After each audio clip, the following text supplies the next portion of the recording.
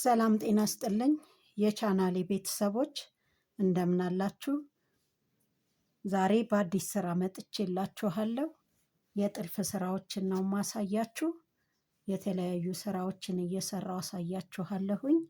እዚህ ጋር በመጀመሪያ ክር አለኝ። ክር መርፌ ውስጥ ቀጥቼ ስፖንጅ ላይ አድርጌ ነው። ምክንያቱም ስሰራ ቶሎ ቶሎ ለመቀየር እንዲመቸኝ። እዚህ ጋር የተለያዩ ከለር ያላቸው ክሮች አሉኝ። ይሄ የሱፍ ክር ነው።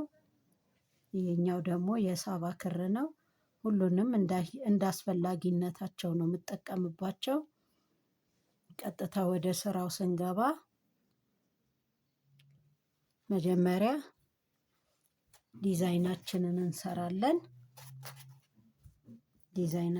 እንሰራለን።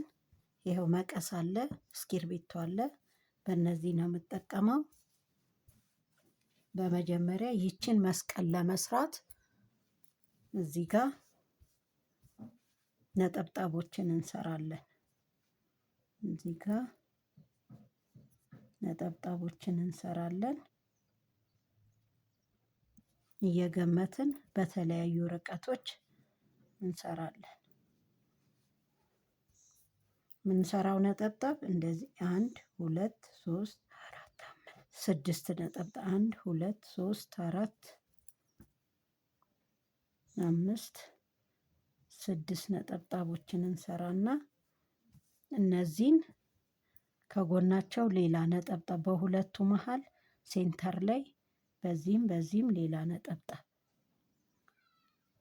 በዚህና በዚህ መሃልም ሌላ ነጠብጣብ እንሰራለን። ከዛ እነዚህን እንዲህ እንገጥማቸዋለን።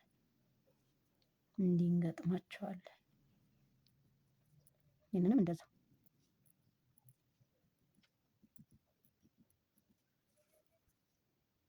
ትንሽ ስለተቀራረበ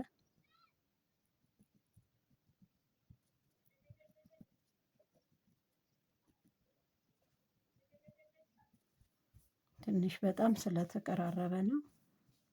1 2 3 4 5 1 2 3 4 አምስተኛው ትንሽ ስለተቀራረበ ይሄኛው እንደዚህ ያው ለመስራት እንዲያመቻችሁ ብዬ ነው።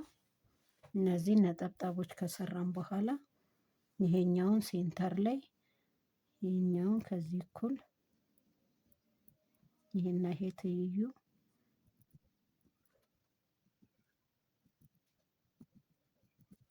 እናደርጋለን። ያው የመስቀል ቅርጽ ይዞልናል። ይሄንን እንዲህ እንከፋፍለዋለን።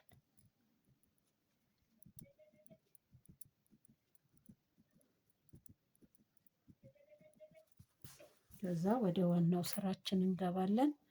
ምንጊዜም ንድፉ ሲነደፍ በጥቁር ክር ነው። የተለያዩ መስቀሎችን ለመስራት የተለያየ ክሮችን መጠቀም እንችላለን። ወደ ስራው ስንገባ መጀመሪያ እዚህ መርፌ ላይ ክር ስፖንጅ ላይ ያስቀመጥነውን እንደዚህ እናደርግና እንዲህ አድርገን እንስባለን። በነጠላው ነው የሚገባው፣ በድርቡ አይገባም፣ አይቋጠርም። እንደዚህ ክሩን ደግሞ እስከ መጨረሻው ስበን አናወጣ። ወደ ስራው እንገባለን። ክሩን ወደፊት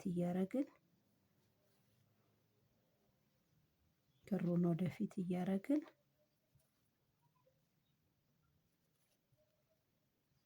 ወደ ኋላ ተመልሰን እስክርቢቶ ያለበት ቦታ ላይ እንወጣለን። እዚህ ጋር እንወጋለን። እስክርቢቶ ያለበት ጋር ቀለበቷ ውስጥ ነው የምንከተው መርፌውን። ያው እንዲታያችሁ ቀለበቷ ውስጥ ነው መርፌውን የምንከተው። እንዲህ እያደረግን ቀጥታ መስመሩን ነው ተከትለን የምንሄደው። እዚህ ሰርክሉ ላይ አንመለስም። ቀጥታ እስክርቢቶ የተሳለበት ላይ ነው የምንሄደው። ይህንን የምናደርገው ከእስክርቢቶ ውጭ አንድ ቀለበት የምንሰራው መስቀሎቹ እንደዚህ ሹልሹል እንዲሆኑ ነው። ቪዲዮዬን ከወደዳችሁት ላይክ፣ ሼር፣ ሰብስክራይብ አድርጉኝ። የተለያዩ ስራዎችን እዚህ ላይ እየሰራው አሳያችኋለሁ።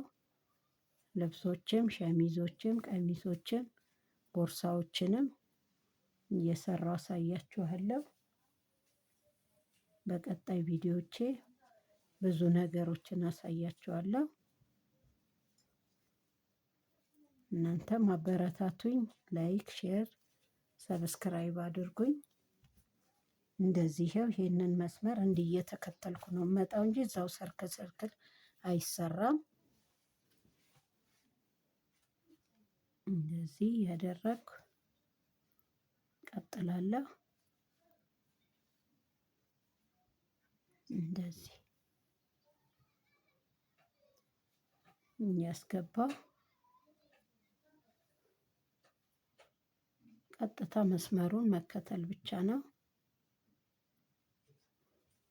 እዚህ የእስክሪብቶ ጫፍ ስትደርሱ አንድ ቀለበት ለብቻ ትሰራላችሁ። መስቀሉ እንዲሾልላችሁ ወደ ውስጥ ትመለሳላችሁ። እንደዚህ ክሩ ላይ ያልቅብኝ ስለሆነ እዛው መልሼ ወደ ውስጥ እንዲገለብጥና እሰፋዋለሁ። የጨርቁ ማቴሪያሉ የአቡጀዴ ጨርቅ ነው። ሲታጠብ የመንጣት ባህሪ ያለው ነጭ ይሆናል። እሱንም አሳያችኋለሁ በሌላ ቪዲዮ። ታጥቦ ተሰርቶ ይሄው እንደዚህ መጣ። በእስክሪብቶ ነው የምትከተሉት።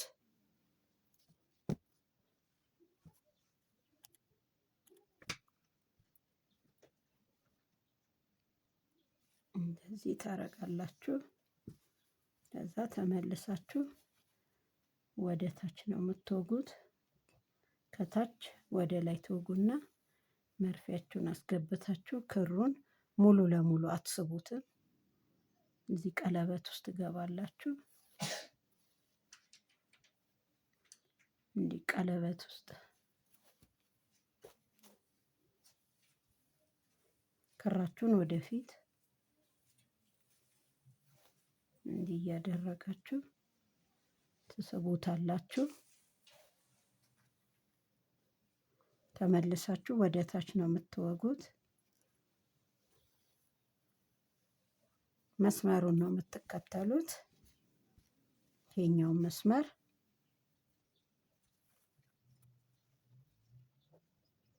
ለጥልፍ ስራ ይሄ ሰንሰለት ወሳኝ ነው። ሁሉም የጥልፍ ስራዎች ሲሰሩ በዚህ በሰንሰለት ስራ ነው። ወደ ታች ትመለሳላችሁ።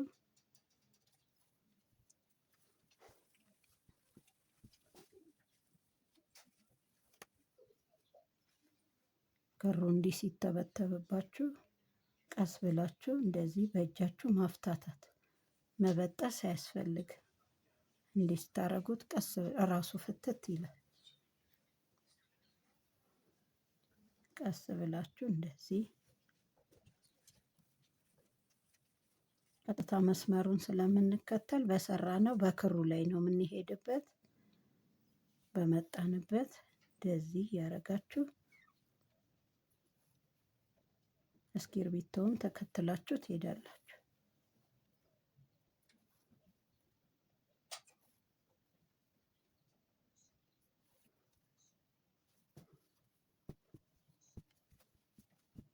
ትመለሱና እንደዚች በቀለበታ ውስጥ ወደዚህ ትሄዳላችሁ። እንደዚህ ታደርጋላችሁ። ከዛ ትመለሳላችሁ።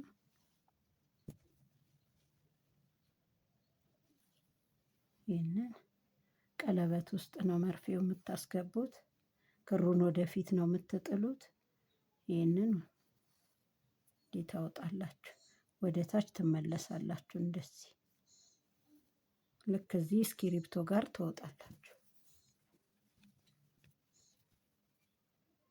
ይህንን ዙር ነው የምትዞሩት በእስክሪብቶ።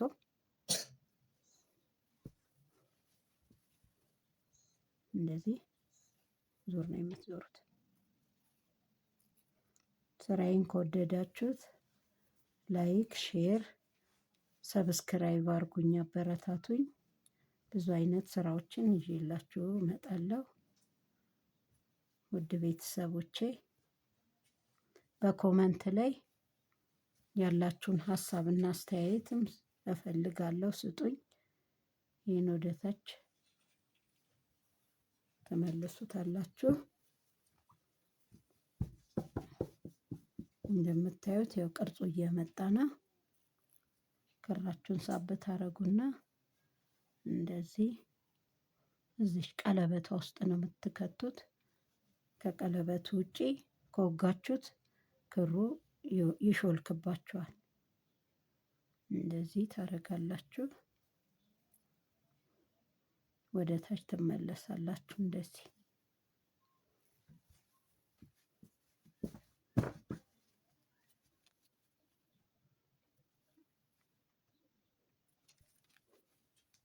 እንደዚህ ታደርጋላችሁ።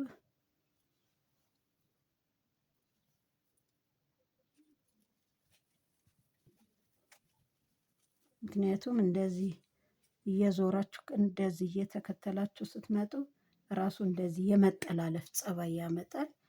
ደግሞ ደስ የሚለው ሲጠላለፍ ነው። የመስቀሉ ቅርጽ እርስ በርሱ እንዲህ ሲጠላለፍ ያምራል። መጨረሻ ላይ ስትደርሱ የመስቀሉ መዝጊያው ላይ ስትደርሱ ብቻ ነው በስር በኩል የምታሾልኩት። አሁን ይሄ የመስቀሉ መዝጊያ ስለሆነ በስር በኩል ክራችሁን ታሾልኩና መርፌውን ታወጣላችሁ። ከዛ በዛው በመስመሩ ላይ ትቀጥላላችሁ። እንደዚህ ያደርጋችሁ ትቀጥላላችሁ። እችን ወደ ውስጥ ተመልሱና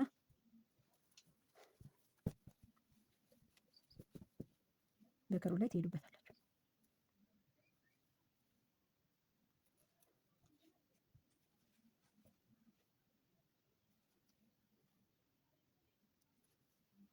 እንደዚህ ሳደርግና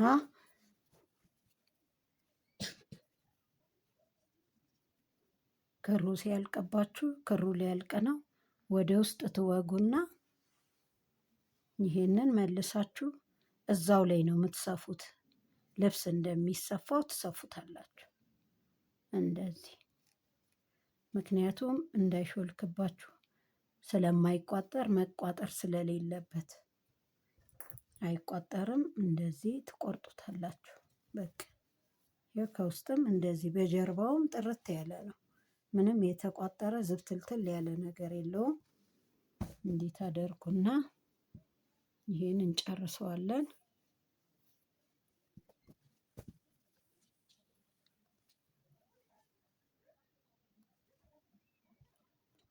ክራችንን እናስገባለን። ብዙ መርፌ ውስጥ ክር ከታችሁ ብታስቀምጡ ጥሩ ነው። ስራውን ያፈጥንላችኋል። ያው እኔ ለዛሬ ለእናንተ ለማሳየት ስለሆነ እዚህ ጋር ትገባላችሁ። መርፌውን እዚህ ትከቱታላችሁ።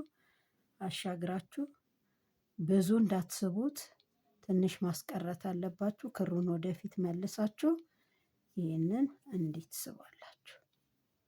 ቀለበቷ ውስጥ ከታችሁ እነዚህ ታደርጋላችሁ።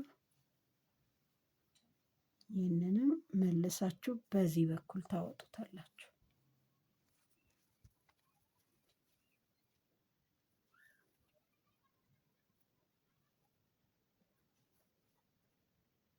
እዚች ጋር ትጨርሳላችሁ ማለት ነው። እና ክራችሁን ለመበጠስ እዚሁ በጀርባው ላይ ትገለብጡና ክሩን እዛው ላይ ትሰፉታላችሁ። እዛው ላይ ምክንያቱም እንዳይወጠርባችሁ አትሳቡ። ከሳባችሁት ይጨማደዳል። የመጨማደድ ጸባይ ያመጣባችኋል።